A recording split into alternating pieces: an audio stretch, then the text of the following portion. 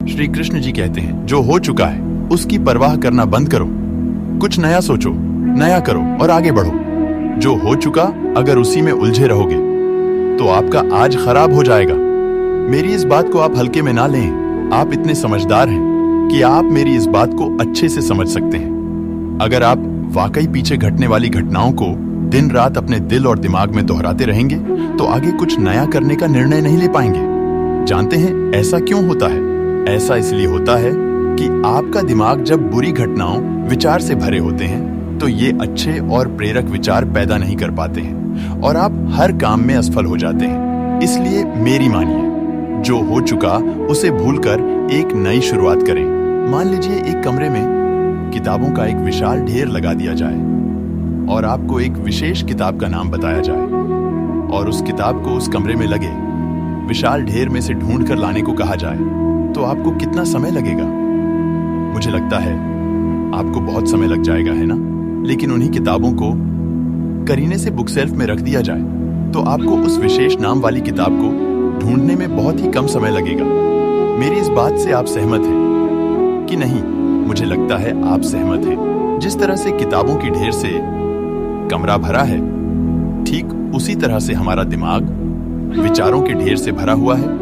जब हम निराश और दुखी होते हैं तो सही विचार और सही फैसले को सामने लाने में हमारा दिमाग असफल हो जाता है और हमें उस निराशा और दुख से बाहर आने में बहुत समय लग जाता है और इस तरह समय की बर्बादी से हम हमेशा पीछे ही रह जाते हैं। अगर आप अपने विचारों के ढेर को करीने से बुक शेल्फ की तरह दिमाग में रखें तो किसी भी परेशानी में हमारा दिमाग सही विचार और फैसले सही समय पर हमारे सामने लाकर रख देगा। ऐसा करने का सिर्फ एक तरीका है, बस आप हर सुबह मेडिटेशन करना शुरू करो, क्योंकि मेडिटेशन में वो पावर है जो आपको अंदर से कुछ कर गुजरने की ताकत देती है। आपके दिमाग में चलने वाले उथल पुथल को शांत करती है और सही रास्ता दिखाती है और सही निर्णय लेने की क्षमता पैदा करती है। आपको जागना होगा और इस भ्रम को मिटाना होगा कि तुम कमजोर हो, तुम कभी न मरने वाली आत्मा हो। तत्व तुम्हारा सेवक है, तुम तत्व के सेवक नहीं हो।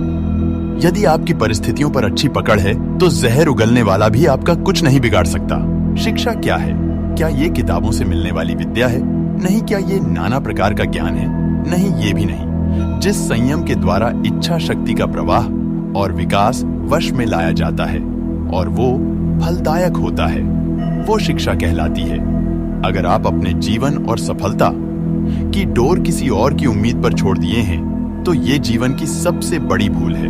भगवान ने आपको अपनी बुद्धि और विवेक दिए हैं ताकि आप खुद पर भरोसा रखकर आगे बढ़ो और सफलता हासिल करो। अगर आप खुद पर और अपनी योग्यता पर विश्वास रखते हैं तो आज नहीं तो कल आपको सफलता जरूर मिलेगी। यदि आप अपनी सफलता की उम्मीद दूसरों से लगा रखे हैं तो आप असफल होने के लिए तैयार भी रहें। मैं ये नहीं कहता कि आप किसी चीज से उम्मीद न रखें, बल्कि मैं इस बात पर जोर देता हूं कि आप किसी भी चीज से उतनी उम्मीद रखें जितनी टूटने पर भी आप मजबूती के साथ खड़े रहें और एक बार फिर नई शुरुआत कर सकें। आप जिस भी काम में हाथ डालते हैं आप हर बार फेल हो जाते हैं और फेल होने के डर से आप एक नया काम शुरू करने से कतराते रहते हैं और आपका पूरा जीवन इस डर में ही निकल जाता है कि आपने अगर कोई नया काम शुरू किया तो वो भी फेल हो जाएगा। मैं आपको विश्वास दिलाना चाहूंगा कि आप हार मानने के बजाय हर काम को सही तरह से करने का निर्णय लें और तब तक करते रहें जब तक आपकी सांस चलती रहे।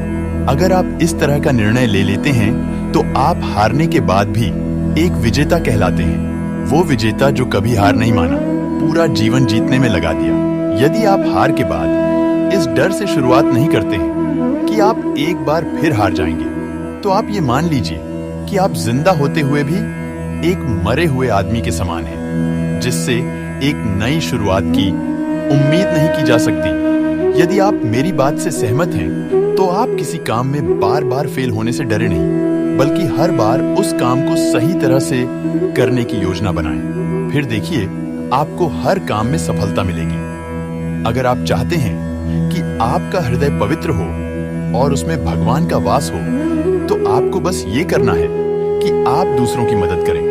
श्री कृष्ण जी कहते हैं, किसी की निंदा ना करें। अगर आप किसी की मदद के लिए हाथ बढ़ा सकते हैं तो जरूर बढ़ाएं। अगर नहीं बढ़ा सकते तो अपने हाथ जोड़िए, अपने भाइयों को आशीर्वाद दीजिए और उन्हें उनके मार्ग पर जाने दीजिए।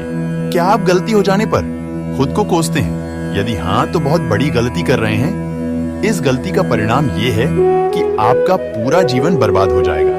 वो कैसे, तो मैं आपको बताना चाहूंगा कि गलती करना इंसानी फितरत होती है। जो कभी गलती नहीं करता वो कभी कुछ नहीं सीखता।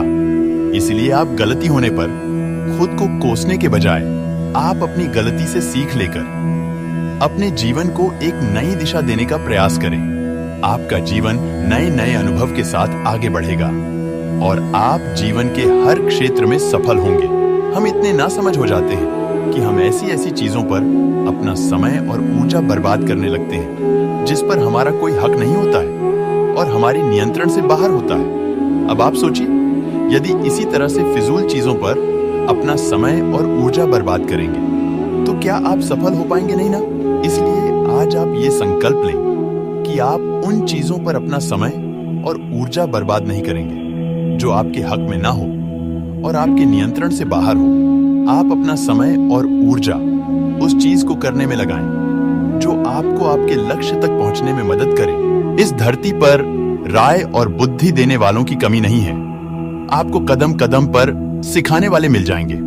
पर मेरी इस बात को याद रखना, वो जब भी आपको कोई राय देंगे तो ऐसा नहीं है कि उनकी राय सही हो, इसलिए आप उनकी सुने, पर करें वही जो आपका मन कहे, वरना बाद में आपको इसी बात का पछतावा होगा कि काश मैंने अपने मन की सुनी होती। तो ऐसा नहीं होता। मैं ये नहीं कहता कि आप किसी की न सुने।